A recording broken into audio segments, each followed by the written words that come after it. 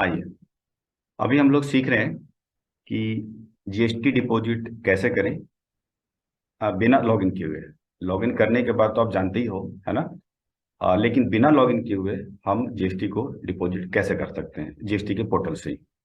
तो आपको पहले जीएसटी की वेबसाइट लॉगिन कर लेनी है। जैसे वेबसाइट हमने विजिट कर लिया, लेकिन लॉगिन नहीं करना है भाई, लॉगिन अंदर नहीं करना है। मतलब लॉगिन करके तो जानते ही हो, बिना लॉगिन की बात कर रहे हैं। तो क्या करने का, सर्विसेज में जाइए और यहाँ पर आप पेमेंट ऑप्शन देख रहे होंगे और यहाँ पर क्रिएट चालान दिख रहा होगा। तो जैसे क्रिएट चालान पे क्लिक करेंगे, सबसे पहले पूछेगा कि किस जीएसटी नंबर का के लिए आप जीएसटी जमा कर रहे हैं। तो चलिए मैं आपको डाल देता हूँ, जैसे मैं अपना डाल देता हूँ। देखिएगा मैंने जीएसटी नंबर डाल दिया है 976। देखिए मैंने डाल दिया है। और डालने के बाद याद होगा, अगर जैसा लॉगिन करने के बाद देखते थे कि दो ऑप्शन आता था, क्यूआरएमपी के लिए अलग और एनी अदर पेमेंट के लिए अलग। तो इसके थ्रू आप जा सकते हैं। तो मान लीजिए मैं करके दिखा देता हूँ कि एनी अदर पेमेंट पे आप जाएंगे एग्जाम्पल, और देन प्रोसीड बटन दबा दीजिए यहाँ पर। जैसे ही दबाएंगे फिर वही देख रहे हैं चलान आ चुका है। तो एग्जाम्पल ले लेता हूँ कि सपोज 30 रुपीज़ मुझे आईजीएसटी डिपॉजिट करना है, और ये ऑप्शन आ जाएगा e payment over the counter N E. चलिए ई पेमेंट कर देते हैं। और ई पेमेंट यानी आप देख रहे होंगे कि मैं लॉगिन किया बिना बिना लॉगिन किए हुए, मतलब कि जस्ट आप गए थे और सर्विसेज में गए थे, पेमेंट में गए थे, क्रेडिट चालान पे गए थे, चालान आ गया। इसके बाद आईजीएसटी में अमाउंट हमने जो भी भरना होगा, सीजीएसटी आईजीएसटी में वो अमाउंट भर दीजिएगा। देन ई पेमेंट करिए, देन जनरेट चालान। और इसके बाद री एंटर द जीएसटी नंबर, यानी कि जो हमने डाला था वो अगेन आपसे पूछ रहा है। तो चलिए मैं डाल देता हूँ। देखिए मैंने डाल दिया, देन अगेन प्रोसीड। तो चालान सक्सेसफुली जनरेटेड का मैसेज भी आ चुका है।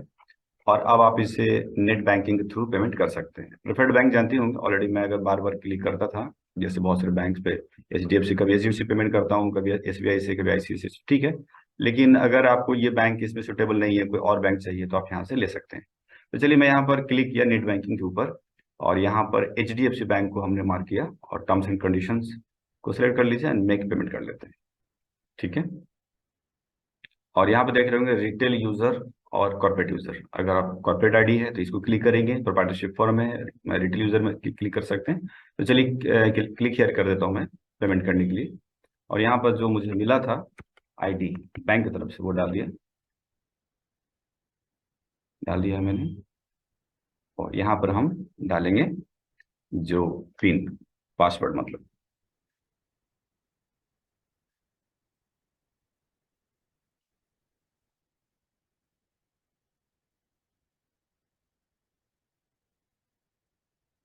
लीजिए लॉगिन हो चुका हूँ मैं। यहाँ से हमने ब्रांच ले लिया, देन कंफर्म।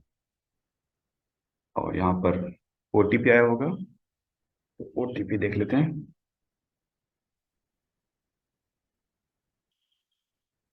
हाँ, ओटीपी आ गया है।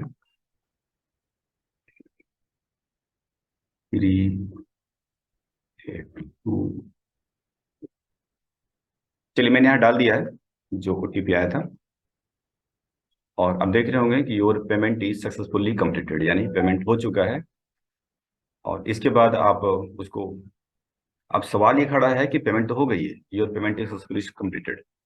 अब ये तो दिखा रहा है मेक अनदर पेमेंट, बट भाई चालान कैसे निकालेंगे? तो अगर आप यहाँ देख रहे हैं व्यू रिसिप्ट, इस जगह पे तुरंत व्यू रिसिप्ट आपने यहाँ पे कर लिया, व्यू रिसिप्ट। और यहाँ से चालान डाउनलोड कर सकते हैं, तुरंत डाउनलोड यहाँ से कर सकते हैं। चालान यहाँ से डाउनलोड करिएगा, जैसे क्लिक करिए, डाउनलोड हो गया। देख रहे होंगे, आप डाउनलोड करके आप किसी को भेज सकते हैं। लेकिन सवाल खड़ा है यहाँ पर, थोड़ा सा आगे बढ़ाता हूँ, कि मानिए चलिए कि उस वक्त आपको ध्यान नहीं था और आपने डाउनलोड नहीं कर पाए। अब आपने फिर साइट को बंद भी कर दिया, एग्जाम्पल लेता हूँ, आपने क्लोज कर दिया। तो अब क्या करें भाई? तो अब आपका बस कहानी वही है कि अब डाउनलोड तो हो ही नहीं पाया है, तो अब क्या करें? अब कुछ नहीं, लॉगिन करने के बाद निकाल सकते हैं। यानी कि डाउनलोड को, जो डाउनलोड करना है वो लॉगिन करने के बाद आप निकाल सकते हैं।